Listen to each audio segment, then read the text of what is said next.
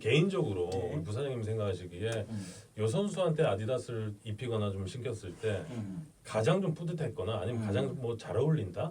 뭐 그런 모델이 있었습니까? 그냥 좀 인상적이었던 선수 뭐 당연히 메시고요. 메시. 메시고 그다음에 베컴. 베컴은 정말로 제가 정말 놀랐어요. 그러니까 경기를 아주 가까이서도 지켜봤는데 달리는 와중에 정말로 자기 동료의 발 한 30발 앞에 30cm, 50cm 앞에 정말 볼을 그대로 떨어뜨려 줍니다.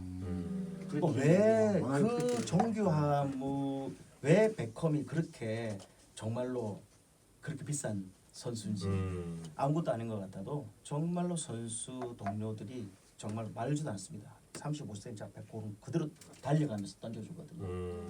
정말 놀랐고. 그리고 손흥민 선수도 아디다스 후원을 받고 있는 선수 지금도 후원을 받고 있습니다. 저희가 처음 계약을 한 게 손흥민 선수가 19살 때예요. 근데 사실 이제 우리랑 경쟁을 이루고 있는 나이키는 도리어 기성용, 이천수, 이청용 뭐 이런 선수들을 호화 군단을 다 가지고 있었죠. 국가대표 그래서 그 당시에는 손흥민 선수를 제대로 보고 있었던 브랜드들이 없었다고 합니다. 그런데 이제 우연히 저도 이제 알게 사인을 하신 거네요, 최종으로. 했죠. 19살 때. 그래서 지금까지도 계약을 하고 있고 지금은 뭐 아디다스 글로벌에서 펀딩을 해줘서 뭐 아주 뭐 세계적인 스타 플레이어가 그리고 되겠죠. 저 글로벌 앰바서더 중에 이정우 야구 선수 나이키 아디다스 이종범 선수 아들.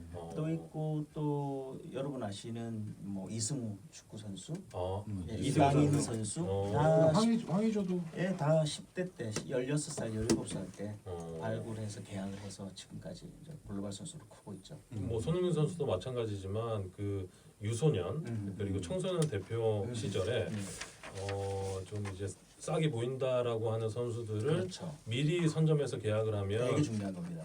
뭐가 좋습니까? 아무래도 뭐 싸죠. 적은 가격으로 저렴한 가격으로 아주 저렴한 가격으로 할 수 있고 그렇죠. 일단 선점의 효과. 한번 한번 맺어지면 맞아요. 그 커뮤니케이션이 좋으면 거의 이어진다고. 쉽게 맞습니다. 그래서 초기 계약이 되게 중요하고. 굉장히 중요하죠. 그리고 축구라는 것들은 신발은 익숙해지면 바꾸기가 되게 힘들어요.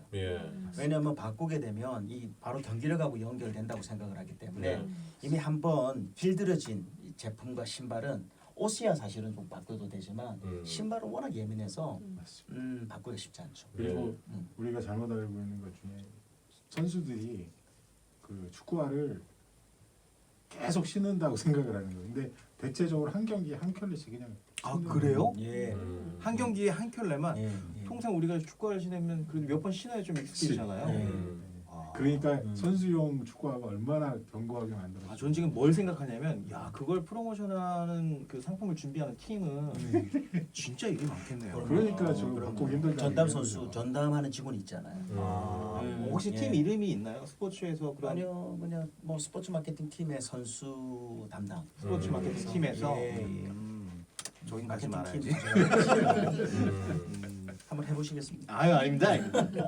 지금의 일을 열심히 하고 있습니다. 근데 지난번 방송에서도 그 한일 월드컵을 말씀해 주셨잖아요. 그때 뭐 혹시 에피소드 있으시면? 너무 많죠, 사실은. 왜냐하면 뭐 크고 작고 울고 웃는 해프닝도 되게 많았는데요. 첫 번째는 그 부산 해운대 백스코에서 월드컵 조추첨하고 원래 조추첨이 끝나자마자 공식구 발표를 하잖아요. 그 리허설 때 저희 본사 회장님 허버트 하이너 회장께서 올라오셔서 리허설을 하는데 이 전기가 나간 거예요. 전기가? 그래서 이 큰 자이언트 볼이라고 어마어마한 큰 볼이 있어요. 이게 딱 언베일링이라 그러잖아요. 딱 벗겨지고 나서 그 볼이 기계를 통해서 막 돌면서 불이 반짝반짝하고 해야 되는데 그게 작동이 안 됩니다. 다 비상이었죠. 그래서 남은 시간까지 다 리허설 확인하고 전기하고 막 그런 일이 있었죠. 그래서 이제 그 다음 날 이제 다행히 그 다음 날 실질적으로 조추첨식을 하고 공식구 발표 때는 사고 안 났어요. 그런데 이제 그런데 끝나고 나서 그 이제 방송 기자분들하고 무대에서 별도로 이제 인터뷰를 하기로 돼 있었거든요.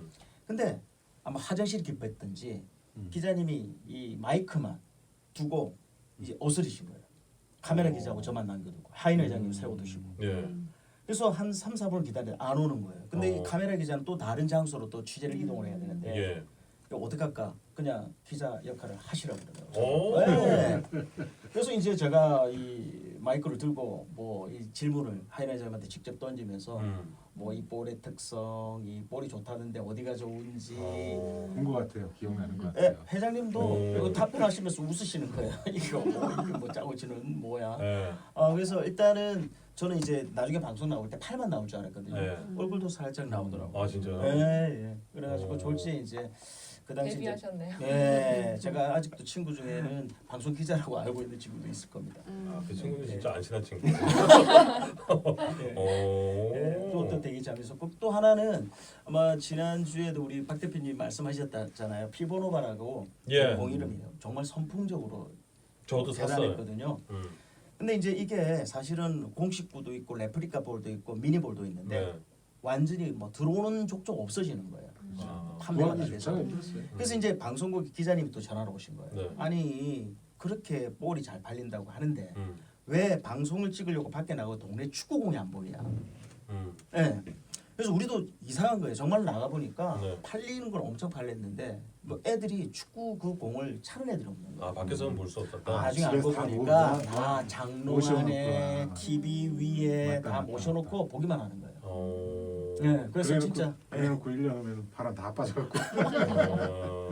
그래서 그 당시에는 그 피보노바가 그 정도로 아마 좋아 보이고 귀해 보였는지 그걸 쉽게 그냥 그래서, 나가서 막 차고 하지를 않더라고요. 특히 공인구 정식 공인보다는 조그만 미니볼이 훨씬 더 인기였어요. 4호짜리, 뭐 3호짜리. 예. 예. 잘하시네. 축구. 저도 축구를 아하. 했었습니다. 포지션이. 라이트 윙. 아 예. 예. 수비도 잘하셨을 것 같습니다. 수비 순환이. 예. 아, 저는 예. 여자라서 그런지 예, 그 예. 공이 일반 공이랑 뭐가 다른지 잘 모르겠어서. 아 그래요?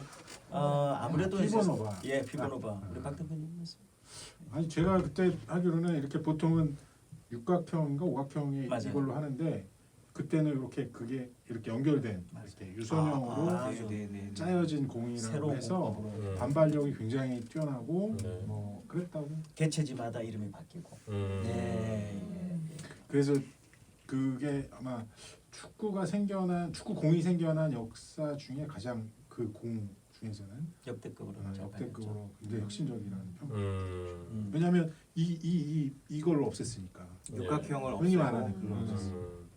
본딩 방식으로 해서. 저항을 많이 안 받으니까 골도 많이 맞습니다. 났죠. 골 많이 났어요. 예, 2002 한일 많이 월드컵 때 예, 골이 많이 났습니다. 예.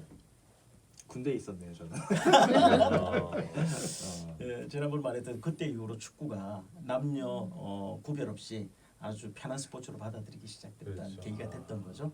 그때 생각나네요, 진짜. 언제 한 번 더 이 한국에서 월드컵이 열리는 날이 올까요, 정말? 오겠죠. 오겠죠. 예. 그때까지 우리가 대륙별로 돌아가면서 문제가 하니까 또 한번 남은 거겠지. 아, 빨리 좀 왔으면 좋겠습니다.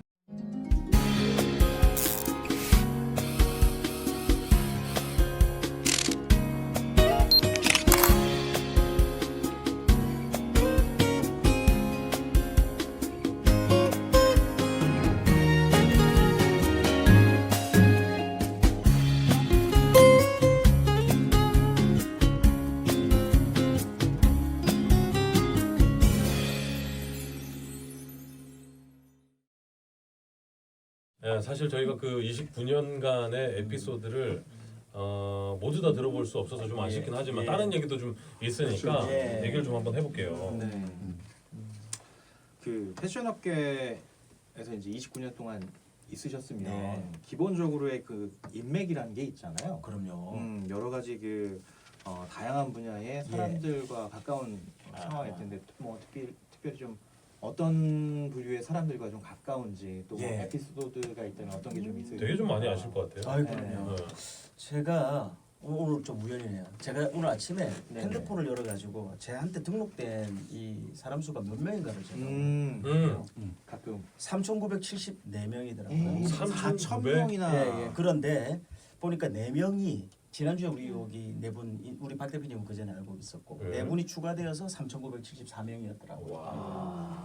예, 근데 뭐 물론 이 다 지금 연락이 되고 하는 건 아니지만 예. 그만큼 어떻게 보면 서울에 올라와서 많은 분들을 알게 된 것 같고, 근데 대체로 이제 마케팅 뭐 아무래도 비즈니스 체계 쪽에 계신 분들이 많다고 봐야 되고요.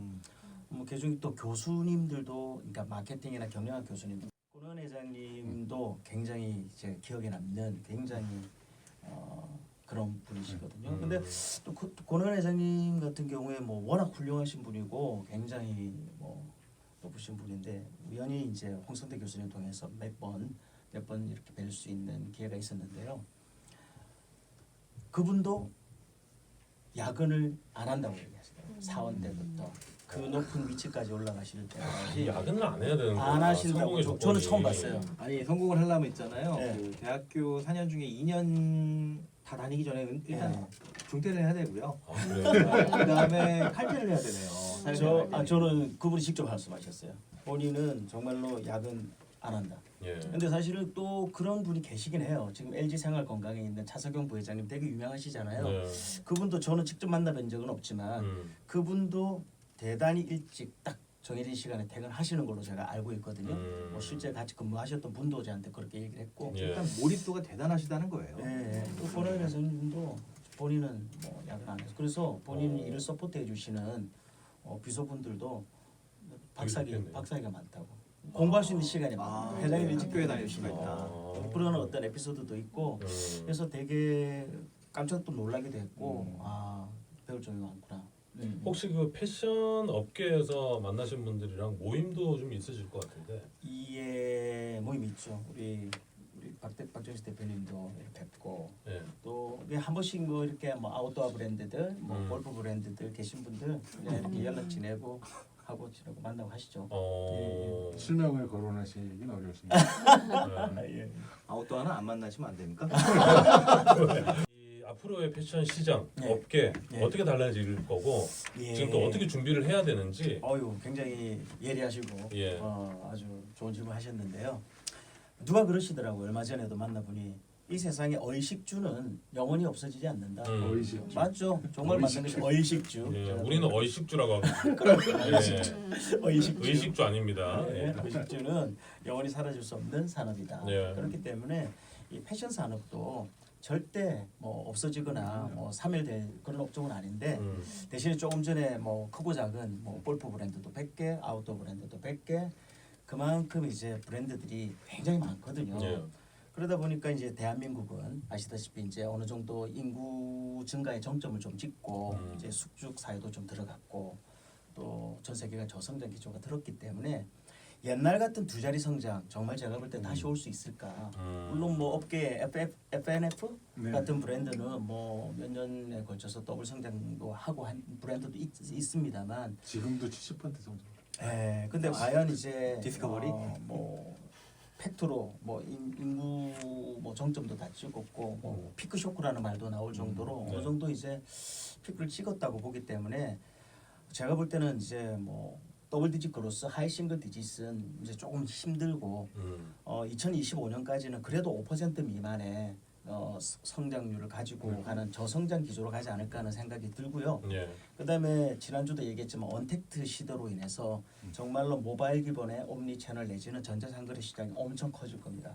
왜냐하면 올해 전자상거래 매출 규모가 약 150조는 어쨌든 이런 전자상거래 쪽은 갈 수밖에 없는 거고, 그러다 보면 아까도 말씀드렸듯이 한국 시장 자체 파이가 커질 수는 없는 거거든요. 오프라인 매장에 대한 정비, 이런 재편, 다시 리올로케이션 이런 것들이 많이 가속화되는 그런 1-2년이 겹칠 것 같고요. 그리고 세 번째는 이제는 뭐 인건비 문제도 나오고 예. 여러 가지 테크놀로지가 발달되기 때문에 여러 가지 테크 기술을 이제는 비즈니스 프로세스에 넣을 수밖에 없어요.